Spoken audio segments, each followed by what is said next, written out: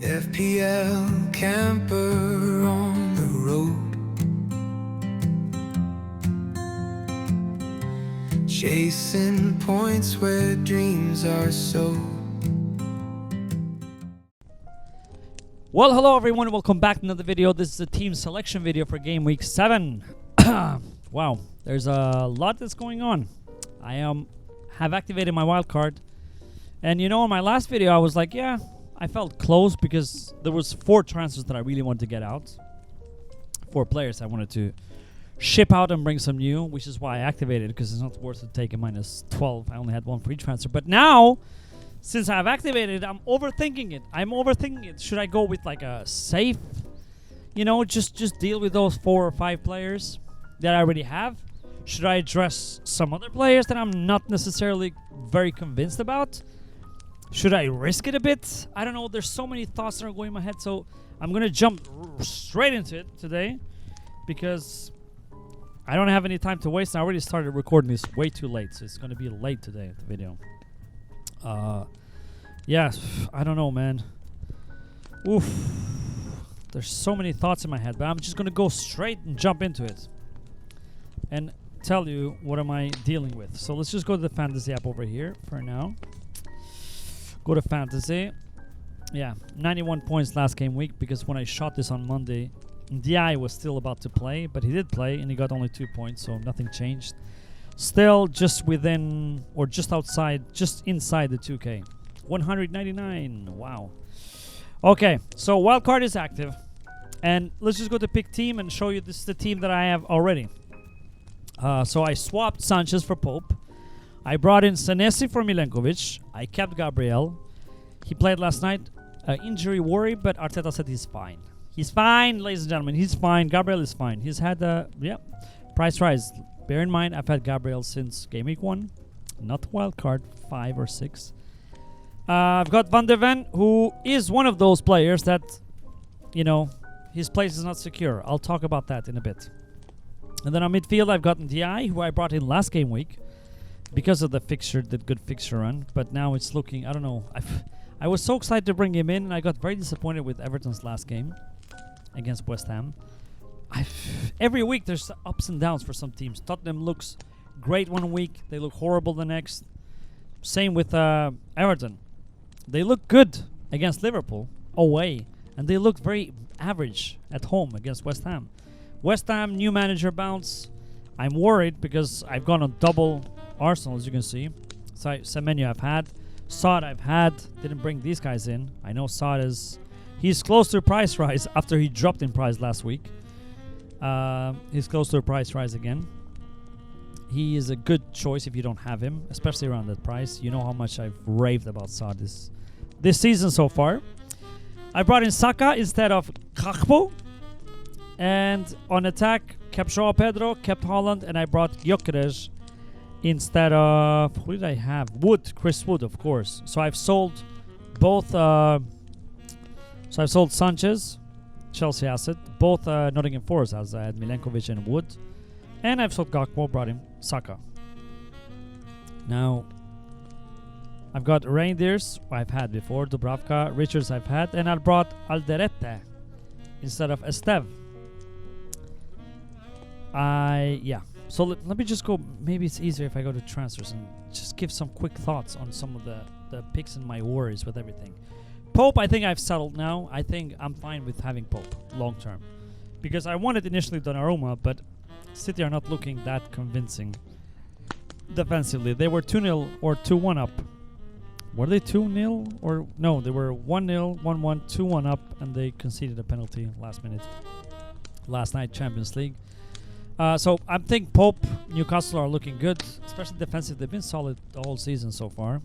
It was attack that was let them down, but last night they did great, even though, you know, against a weaker team. Senesi, lock. Gabriel, lock. And Richards, lock. Alderete, I said on my last video, I don't mind. I like most of the 4.0 actually defenders outside of Esteve. Even Esteve has had some DEFCONs. But I think Alderete has hit DEFCONs 4 out of 6 matches, which is decent. The other, Mukiele, the other 4.0 Sunderland defender, has hit 5 times DEFCONs, and I think it's more secure for DEFCONs. And for these cheap defenders, I'm very specifically looking for DEFCONs because I don't like to rely on, he scored a goal did he score a goal? Yeah, last game. Got 17 points. But this is an anomaly. This doesn't happen often, especially with defenders. So we need to bear that in mind. I know Gabriel is going to be popular because of that goal that he scores. But he's going to score, and Gabriel scores a lot of goals for a defender, and those a lot are like 4 or 5 per season. So you can't really rely on that. Alderete seems to have a bit more attacking threat. So yeah, is there. And then on midfield, Semenyo, Sarr, Saka, locks at this point. I mean, Saka, you could argue, I'm not so sure about it, but, we'll see. The fixtures are good, short term, and if it doesn't do well, we can jump into something else later. We'll see what we do about that, but I'm confident that I want to keep Saka in because also the rest of the options are not that convincing. Bruno, slightly cheaper, but you've seen same with Bruno, hit and miss, same with Man United, hit and miss. We never know what Man United we get. Now the other two, Reinders and DI, those are up for sale if found better solutions, obviously. Reinders, I also said in my last video, good, 90-minute, nailed, seems fine. It's just attacking output is disappointing. He's blanked 4 times. Yeah. He's returned in twice, and he's blanked 4 times with 2 points. No DEFCON, none of the times. And there's a lot of DEFCON cheap midfielders out there who also have an attacking threat, like the likes of, Jaka, Caicedo, Enzo, Fernandes. Yeah, DI, as I said, I've cooled down a bit in DI, even though I brought him last game week, but even the fixtures are not that great to begin with. 2 home fixtures and 1 away, but those are Crystal Palace, the only unbeaten team in the Premier League, City away, and then Tottenham at home, which isn't easy. This is a new Tottenham. In attack, Gyökeres and Haaland, I think, set. Gyökeres, I know people have worried, but to me, the fixtures are turning. He looks fine, even though he hasn't scored in a couple of matches. I'm happy to have him because the only other player that I would go for is Isak, but he's more expensive, and he's just, I don't know what's happening with Liverpool. Just at the moment, Arsenal seems more stable. I already got tired. It's been 6 minutes since wow. Okay, let's just go and tell you what am I thinking. So João Pedro here in attack is the one. I mean, Gyökeres could be as well, but I want to keep Gyökeres at least for 2 game weeks. West Ham, Fulham, and Crystal Palace maybe, and I could ship him in. If he doesn't do anything, I can ship him out later after that. João Pedro, I want him from game week 9. So these 2 game weeks, I'm thinking of, I could sell him, especially with the, I don't know, Chelsea looking unstable and stuff like that. I want to keep him, but I could also sell him. So this is what I thought yesterday. DI, same. Reinders, I could also sell him for Xhaka, but I could also keep him because he's very highly owned. So that's the only worry. But I thought about doing this. Look at this right now. I know this is going to look a bit knee-jerky. Gordon. Put there Gordon. I mean, I am more confident in having Gordon in midfield than the striker, Voltemade. But if I brought a duo, I could afford them. If I did some, obviously. Here, so I have 0.1. Then I would have to downgrade either Reinders or one of the defenders. Now, from all of the defenders, as I said, the only one that is like meh is Van de Ven. Even though he's been okay, but he's blanked. Like, you see 2 blanks, then a big return because he scored that goal. Otherwise, he's papering over the cracks a little bit. 34% owned. He's pretty highly owned as well. And a player that I thought, could be risky, high risk, high reward. It's Diouf from, let's just write here, Diouf. El Hadji Diouf, but not the original one. This is a new El Hadji Diouf. I think that was his full name. El Hadji Malik Diouf, yeah. Now, he's been great attacking. 4 assists already. Not DEFCON that I'm aware of, or maybe it's DEFCON once. But Nuno Espirito Santo, he's known for solid defense, So he could become a hit DEFCON every now and then and still have that attacking output that he can have. Kilman could be another one. He's another 4.4 from West Ham. But I could do that. It's risky, but also it's fine. It's not that crazy risky. And I could always, rotate, as I said in my last video. I like to sell and buy new 4.5 defenders the whole time. Whoever has a fixture swings. I'll keep Gabriel and Senesi probably indefinitely in Richards. and Alderete because it's 4. And this defender here is going to become the one who rotates regarding of the fixture runs, and then would allow me this. Now the problem I have with having Gordon and Voltemade, I'm going to say the positive and the negative things. Let's start with the negative things first. Rotation. Newcastle are playing Champions League, and they've been hit with a lot of injuries this season. First of all, Voltemade hasn't hit 90 minutes in none of the matches. So 66 minutes, 83 minutes, 64 minutes. That is worrisome. I don't like to have, players that are not 90 minutes. I mean, sometimes it's fine to get off, but if it's happening every match, that I don't like to have that. So it's risky in minutes to begin with, especially when they have Champions League. I mean, the next 2 matches they don't have any Champions League game, but they have after that, and that's very important and crucial because I am planning to bench boost on game week 8. Now, the positive thing is this. In game week 8, they have Brighton away, which isn't a bad match. Joao Pedro, if I had, this would give me a good game week 8 bench. Because Diouf has Brentford at home, game week 8. Richards has Bournemouth at home. Alderete has Wolves at home. Gabriel has Fulham away, which isn't bad. And Senesi has Crystal Palace away. It's bad, but he's a DEFCON monster anyways. Pope has Brighton away. Dubravka has Leeds at home. That's a great game. And same, like this. It goes on. Everyone has a decent, okay-ish match. Bournemouth home. Gyökeres has Fulham away. Yeah, Arsenal. So, and Holland and Reindeers have Everton at home. So that would be a good, decent bench boost team. Now, from Gordon and Voltemade, I think the one that is way more likely to be secure in minutes is I think it's actually Gordon, even though he hasn't been so far. But let's not forget he got a red card, suspended.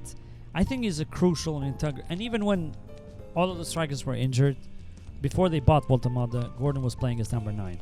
If Voltemade plays, Gordon is going to play on the left side. He's going to play. He's just a machine. He's a machine. He almost never gets injured. He's very good. So I think I really want to have Gordon there. And the fixtures for Newcastle are also very good. Very decent. Forest home, Brighton away, Fulham home, West Ham away, Brentford away, then City home. They're very good at home. Everton away. So all the way, look at this. All the way, game week 24 you could keep. So that's one of my thoughts. I mean, again, I could keep the eye and have the team as it was before. But now let's just try and keep Joao Pedro instead of Voltemade. Because I feel like Joao Pedro is more somehow secure for minutes. Hopefully he doesn't have any injury and stuff like that.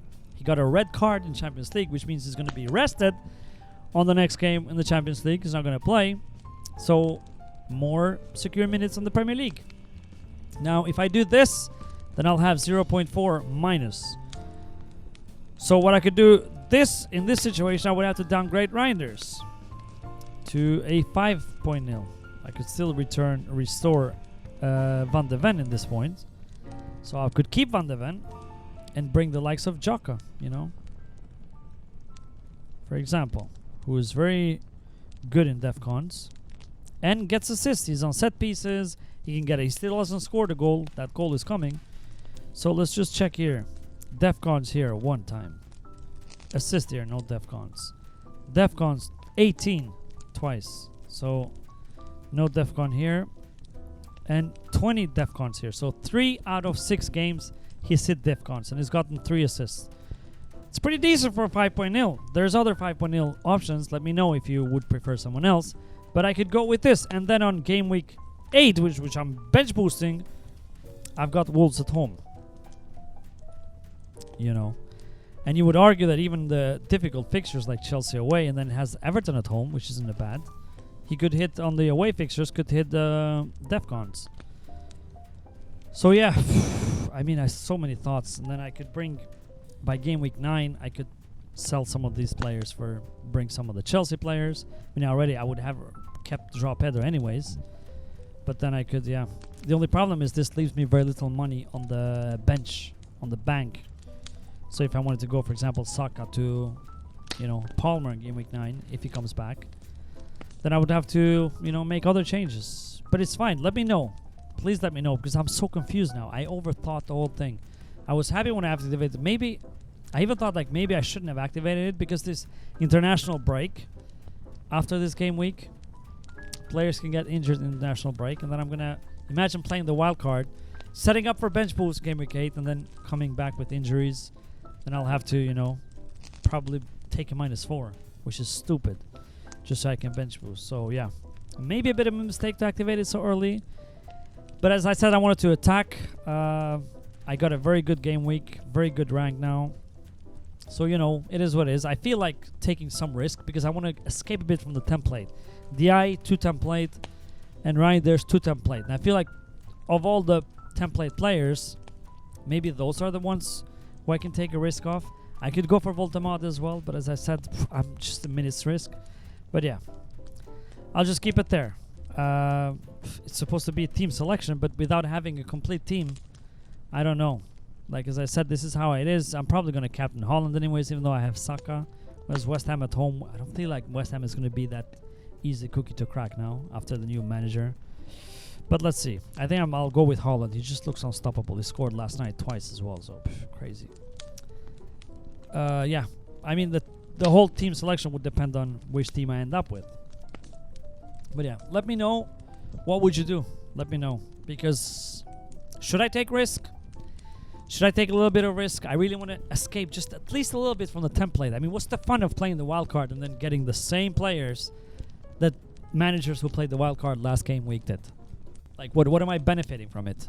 I just feel like it's a bit... Now I have the chance to go a bit different. And as I said, I don't want to go too much different. But the likes of Gordon, I feel like it's good. And he's on penalties as well, apparently, because he scored both last night. So yeah, it's just my head is all over the place. I have one more day to decide.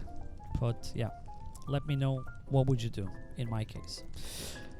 Yes, thank you for watching again. Sorry if this went for too long. Again, I'm trying, but it's just so many things. I mean, if I didn't have the wild card, it would have been shorter. But yeah, thank you so much. If you enjoy the videos, please like and subscribe and help us grow. And good luck this game week, by the way, and I'll see you on Monday for the game week review. Bye. Subscribe. Come on. Just do it. I'm waiting. Just do it.